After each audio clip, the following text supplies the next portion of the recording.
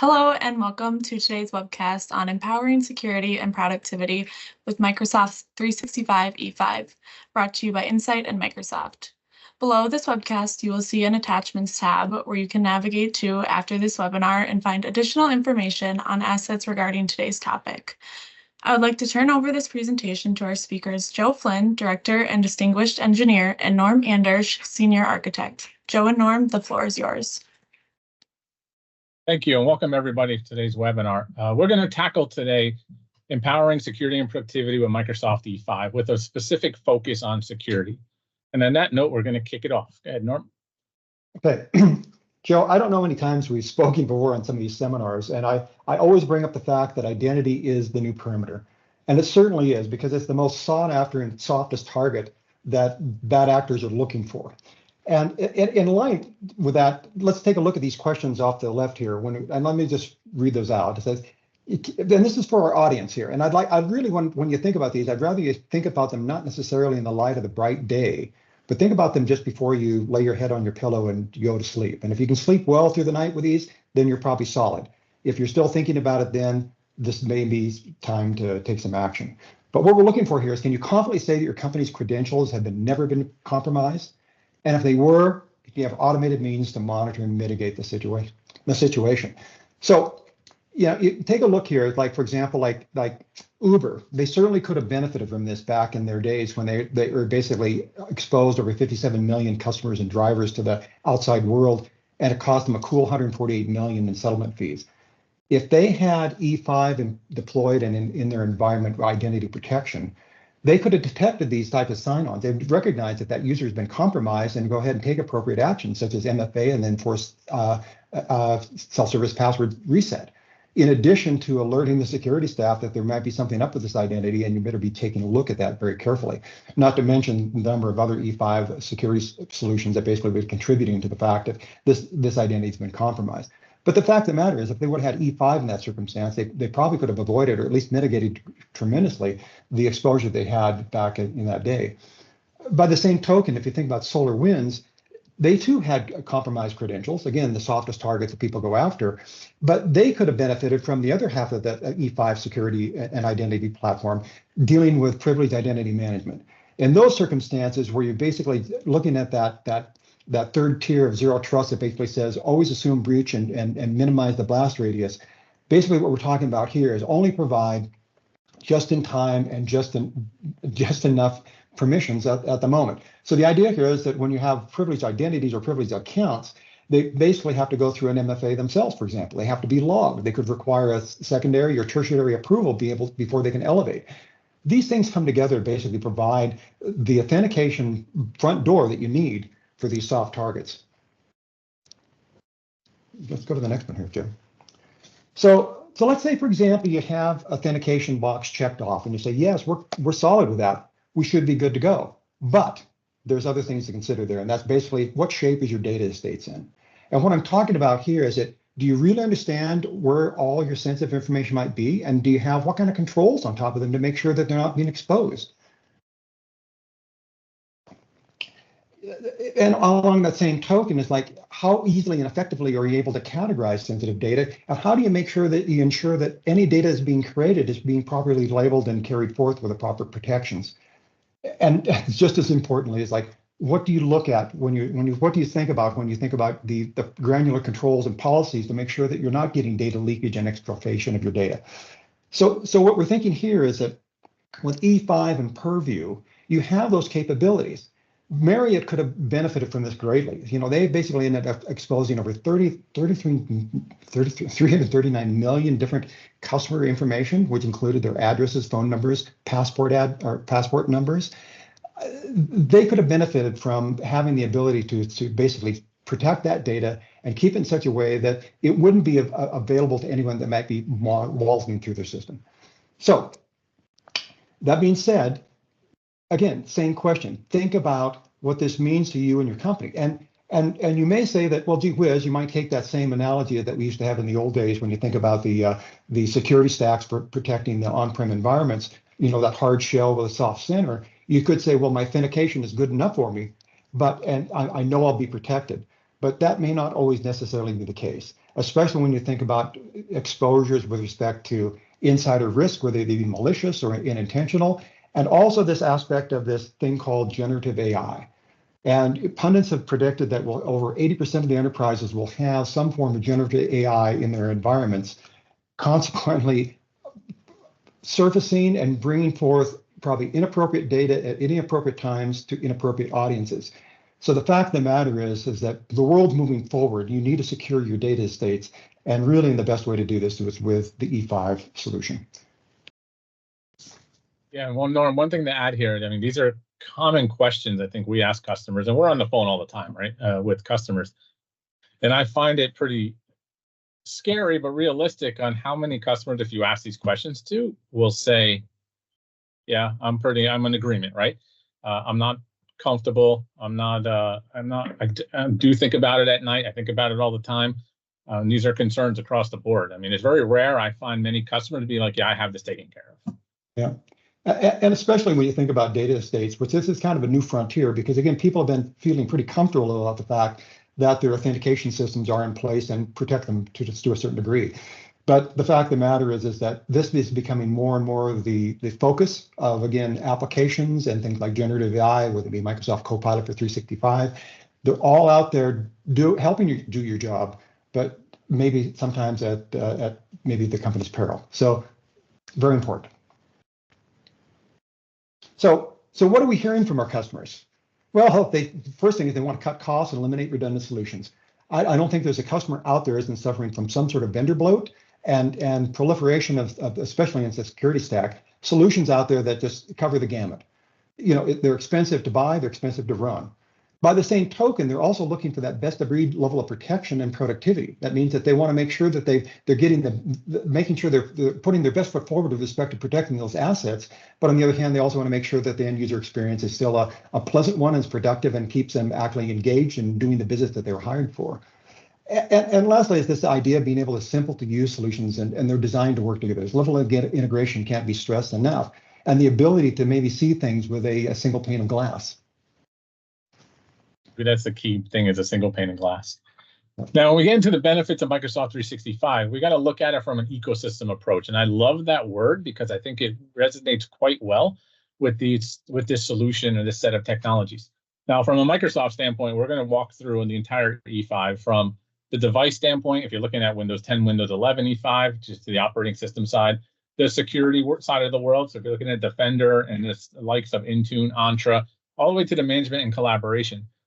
One thing Microsoft does well with this whole ecosystem approach is the fact that they've invested so much into the R&D. And as you can see here from a Magic Quadrant standpoint, they're pretty much in the top right-hand corner of almost every aspect of what we're going to talk about in the Magic Quadrants. And I've been looking at these from the years of like 2017, 2018, over the years, and you just gradually see the investment and the capabilities. Now, Norm and I live these technologies, and we see use cases, we see feature sets, we see capabilities almost on a monthly basis and improving. And you can see it also in the Gartner Magic Quadrants from 2017 all the way to 2023. They're progressively going further and further to the right, where some of them, they're even way up in the top right in that sense compared to other providers, compared to especially what they used to be. So just understand, as we talk through this, a lot of people in the past years would say, oh, I'm not going to trust Microsoft. Windows operating system may have a lot of malware, they get a lot of viruses, but you also have to keep in mind, they're the most attacked operating system in the world, and the amount of signals, the amount of security incidents that they run into on a day-to-day basis, they're doing a really good job. And I think you'll see it as we go through what the capabilities are that's come forward even more. Okay. So when you think about trying to simplify the security landscape, things come to mind. It's like, what can Microsoft do in identity and access management that Okta, Ping, Centrify, and Duo do and don't? They can do it all, and quite frankly, they do it extremely well with that within the area of identity and access management. By the same token, threat protection, as Joe was mentioning, Microsoft threat intelligence processes around 65, actually more than 65 trillion signals a day, and that telemetry and that intelligence that they gather, they actually share it with all these competitors that you see in the list there across threat protection. Microsoft does it, and they do it, I think, better than anybody else, just because they have the breadth, the depth, and the commitment to be able to stay ahead of that, or at least keep up with it. Information protection, I think we just talked a little bit about what they can do there. Absolutely, they can do it. They have identity protection with respect to, unsecure or suspicious type sign-ons. They're looking at compromised user IDs, the privileged identity management to provide that just-in-time, just enough authorization. They do it. Unified endpoint management with Intune and the like, they nail it. And in fact, they make the other vendors, I hate to say this, look a little silly. They got it done, and that's proven me out just by looking at the last the Gartner Magic Quadrants with respect to unified endpoint management. CASB, absolutely, they get it done, and they have such levels of integration that the other vendors would love to have. Now, that being said, if you look across the board and you look at these third-party solutions that can actually come back and comprise what might be it across a typical landscape in a normal client type site, you may not have exactly these solutions, but the idea here is that the solutions that have been gathered together and their MSRP for a 3-year investment, you start to see here after that not only do you have a number of these solutions out there, they're quite expensive. But the real cost comes in the fact is that they don't integrate together. They do have basically logistic problems with being able to share and bring information together. So actually what it comes down to is that the total cost of ownership of having third-party solutions is far beyond the $14 million. It could be the fact of that you're basically exposing yourself unnecessarily to risks that should be caught early and mitigated. And Joe, anything to add on that? Yeah, I think as we go through this deck, we actually have a real-world example of this cost savings from an actual customer where we did the assessment of what they're currently using today and potentially what they could save. So more to come on that topic.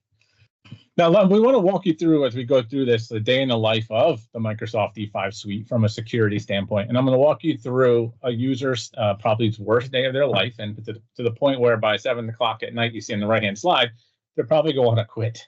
But let's just pretend like I'm waking up at 7 in the morning. And as I normally do, I like to check my email. I like to check if I have any open tasks. But right away, I'm getting notified from Defender for Identity is that my credentials are found on the dark web. And based on the policies and the configurations that I can do, I can prompt the user for additional MFA. I can obviously, we want to force the user to change their credentials, but not only change their credentials through self-service password reset, but also perform the MFA at that point of time too with conditional access. Maybe they need to be on a company-owned machine. So I have a lot of capabilities there. So again, just woke up, go to check my email. I found that I got to change my password. All good. I changed it. I'm good to go. Now, 9:15, I actually have a document. Maybe it's healthcare. Maybe it's PII. I have customer data, and I'm trying to upload to a SharePoint site that is set to public. It may not be set to private. It may not be set to company only or confidential, to where anyone in the company can get access to this. And that's information that should only be in the hands, like Norm said, of certain people. That information, when I go to upload it with DLP, can actually get prompt someone. I could prompt my manager. It could prompt IT. It could prompt security saying this is happening. It could block me. I can actually do the provision and capabilities of allowing it to drive through where I can override it. But again, there's a lot of configurations that you can do. And then at 10:30, right, I'm now attempting to share a Teams chat. And in that Teams chat, I'm attempting to share credit card information. So again, back to PII. This is where now we get back into the DLP capabilities to where right away, as soon as I click send, it can understand that that is a credit card number, and then it automatically can remove it, block it. But at the same time, it can also notify my manager. I can notify IT. I can notify security. I can take precautions on the back end. At noon, potentially a phishing attempt would come in, but then as far as the email, it gets blocked. So it knows that it's a phishing attempt. It prevents me from clicking on it. But the downside is maybe it's an email I've been waiting for, but I haven't realized what is in the email. But again, so understand the capabilities with Defender for Office 365 to do the safe links, safe attachments, and those type of capabilities. And then at 3 o'clock, so again, not a great day. I had to change my password. I got reported for uploading a file to SharePoint. I got reported again for trying to share credit card information. I'm almost clicked on a phishing attempt, but luckily enough, Defender for Office 365 blocked it. And then lastly, at 3 o'clock, I'm done. Maybe I need a new career. Maybe this IT world isn't for me. maybe dealing with this confidential data is not for me, but then I start thinking malicious. Maybe I want to start copying the data from my cloud onto a USB key because, hey, maybe I do want to quit. Maybe I want to do something with their data. We're all working on trust, right? We're expecting the other person to always do the right thing. Not always the case. I mean, a lot of times things happen from internal, or if you think about it, users are the weakest point of any of our security capabilities. So I put in a USB key in my laptop, but what happens? It gets blocked because I have configurations from Intune and BitLocker to say I can only copy items specific to a USB key that is encrypted with the same encrypted method as everything else. Great. You know what? I'm still thinking though, how can I get the data that I want? You know, I can easily access OneDrive from my home PC. So I'm going to go to OneDrive and I'm going to start downloading everything. I'm going to take my entire OneDrive into my personal computer. But the best part is now I can block it. I have the ability to alert, block, notify, even force the user's password to be disabled or blocked at that point in time to say, look, you're trying to download too much at a short period of time, potentially on an untrusted device because it may not be a compliant or a company device, and we're automatically going to kill that scenario. So again, I went through an entire day here of all the capabilities of E5, and if we look at the technologies behind the scenes, the first one is Defender for Identity with self-service password reset. The next is Microsoft Information Protection, understanding where SharePoint sites are classified as, but also are the documents classified correctly at the same time. Third is data loss protection in Teams. The nice part about DLP, and goes back to the ecosystem approach, is the DLP settings I set in one, I can actually replicate to everything else. So I may set it once, but then I can say I want that same setting, same policy, same configuration to impact Exchange, OneDrive, SharePoint, Teams, all of the productivity suite. So I'm getting the scalability of that ecosystem approach. And then you see as we move forward, Defender for Office 365 with safe links, safe attachments, and anti-phishing. The nice part about that is when emails come in with Defender for Office 365, it can scan the URLs to see if they're malicious. It could scan the attachments to see if they're malicious before even sending it to the user, or I can have the option to send it to the user, but don't allow them to click on it unless Defender for Office 365 marked it as clean.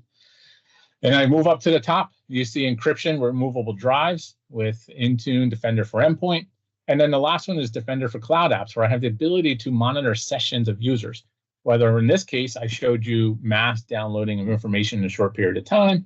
Another common one is impossible travel, which I absolutely love, because impossible travel is, imagine I'm in New Jersey, I log into my Outlook client, but then 2 minutes later, someone from California tries to log into my email at the same time, 2 minutes later.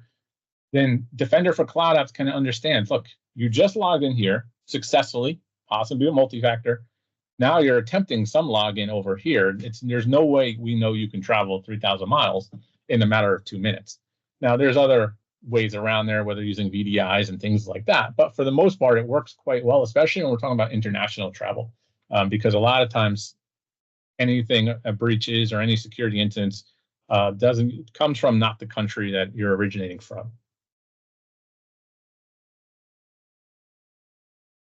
No? Okay, so here's an example of, I think what Joe was talking about earlier, is that here we've got a kill chain where it's basically initiated by a phishing email, has a bad attachment, and then it moves off to the right as it goes through different iterations and interactions with the endpoint, basically going over with compromised accounts, doing lateral movements across the environment, and then start actually initiating the attacks and exfiltrating data. So the big one about this one is it's just basically it has to do with the time lag and the complexities of being able to integrate and bring these solutions together. Individually, they're certainly fine, but they end up with islands of data that, again, it becomes problematic with respect to being able to, in a timely way, to bring together this information and put it in some sort of collective intelligence that actually can be not only accommodated, but assimilated and basically analyzed and bring out the fact that there may be something going on in the environment that's not nice. And the reason I say this is because these attacks that come in, they're polymorphic in the sense that they tend to change their looks and their identity and their fingerprints as they move through the environment to evade detection. And things, again, they go at machine speed, and you need that ability to look at this basically almost real time. An example is that just recently, and I'd say within the last little bit here, there was a circumstance where a blockchain and cryptocurrency company was basically compromised and actually robbed of $25 million. But the whole length of the attack was less than 12 seconds. So when we talk about being able to address and look at what's going on with respect to the security landscape and the threats that are existing out there, you need to really look at it again at real time at machine speed. So and the problem, again, nothing wrong with these point solutions, but just the fact that they're all disparate, they're all their own islands of information, trying to be able to put that together and make some sort of sense of that just becomes very, very difficult and requires a tremendous amount of expertise to make that happen. And sometimes a lot of good luck to make sure that you're basically the job that was running to bring in the CrowdStrike strike telemetry actually did work, or something that came in from Okta was actually showing up when it should have. So that's the problem here, is you end up with these complexities that basically slow down the entire process and give opportunities for the bad folks to come in and do their bad work. Let's take another example here of we look at the Microsoft side, Joe. Yeah, and I don't think we want to rely on luck, that's for sure. Absolutely. Yeah, the only luck you can count on is bad. So yeah. the big deal here is that this is fully integrated and brings together. All the alerts are almost instantaneously aggregated and correlated. And on top of this, not only because all these products work together, but with the advent of Copilot for Security, which basically just released or just announced for general availability on April 1st, it can actually sit on top of all of this and make sense of all this in a real-time way and actually go ahead and invoke and run automation scripts and the like, and as you call them, prompt books, to be able to actually shut this stuff down immediately. So that means if anything does get in, if it does pass through, let's say the authentication part, or basically the protections in Office 365, or gets baked in and compromised in machine, if it actually gets into the on-prem environment and starts to try these lateral movements, the existing solutions that we have right here will shut it down, or at least be able to alert folks to stop it. But with Copilot Security, which I'm kind of announcing out of, well, I'll just bring it anyway, it can help work towards that end. So. Now let's jump into the license comparison of the E3 to E5. And as you can see here, we're going to break each thing down because the M365 license comes with Office 365, Windows 10, and also the Enterprise Mobility and Security Stack. But if you look here, this is just Office 365 in general. The extension of what you typically get from the productivity suite in E3, the E5 capabilities primarily are security, also analytics, but then the Teams calling, Teams phone systems. What we tend to find when we speak to most customers is that middle column you see from a security standpoint, so Defender, information protection, risk management, e-discovery, that tends to be the primary reason when we talk to customers on why they're looking at the E5 SKU. Power BI Pro absolutely is a great add-on. I think conferencing from a phone system, I mean, we're a team shop. We've been team shop for years. I love it. But in most customers, when we're talking to it, it's the security suite that tends to drive their interest from an E5 standpoint. Now, if we look at the enterprise mobility and security side, the E3 is going to come with a lot of your P1s. So Entra ID P1, Defender for Identity, Microsoft Intune. Intune comes with both platforms. It's your device management. And then Azure Information Protection. One thing to point out here, when you look at the bottom from an E5 perspective, is the risk-based identity protection that comes with E5.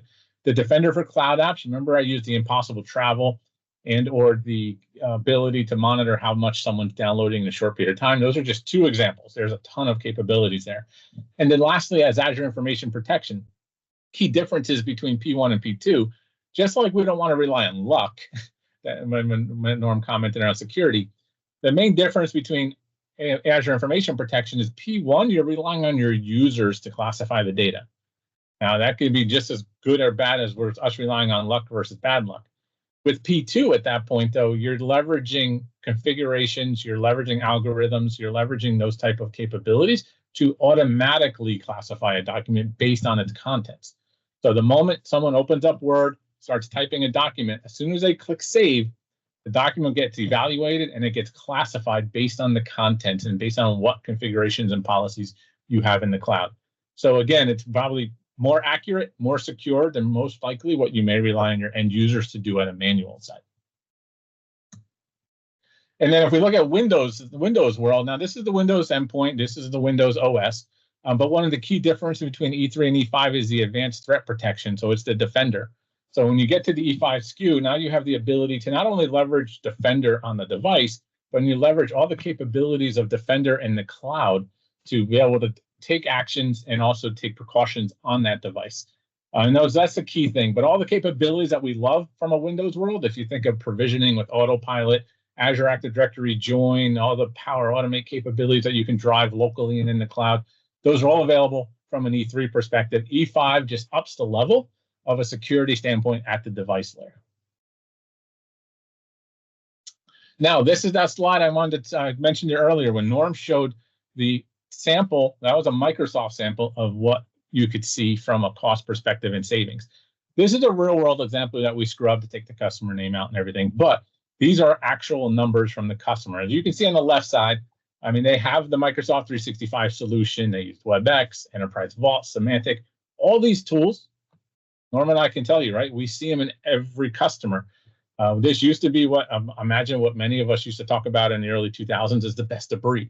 Everyone used to love the best of breed because they wanted the best of that specific type of technology. And like Norm showed in the attack chain and the initial slide were up above, a lot of those are now, they may be great solutions, I'm not going to take it away from any of them, but they're disconnected solutions. They don't talk to each other. And if they do talk to each other, it probably takes a lot of configuration, a lot of complexity, and a lot of support.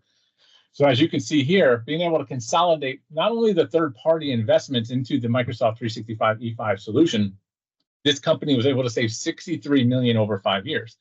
That's at a licensing and support cost. Now think about complexity. Think about knowledge base or upskilling, because now you're centralizing, you're consolidating or limiting what they need to know, and ultimately what portals and integrations they need to be able to understand and how to interact.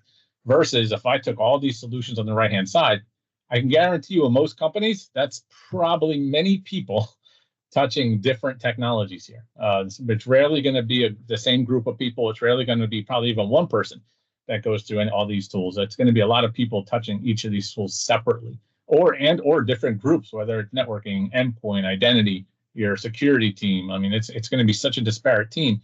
And now the problem is your knowledge is everywhere in the company. No one understands what the other is doing, and it takes a lot of coordination and communication at the same time. Norm, anything to add there? No, I don't, Joe. That was summed up very nicely. So, thank you. And then last, if you wanted more information on the Microsoft E5, if you wanted to talk to one of us, you want to set up a session, scan the QR code, put in your information, and you'll be reached out by a representative from Insight to set up a call.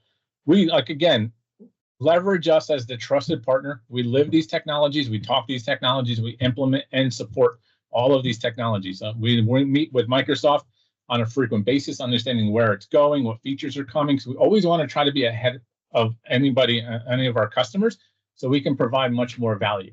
So don't hesitate, hit the QR code, set up a meeting. We'd love to talk to you and help you provide more value to your environment. Thank you, everybody.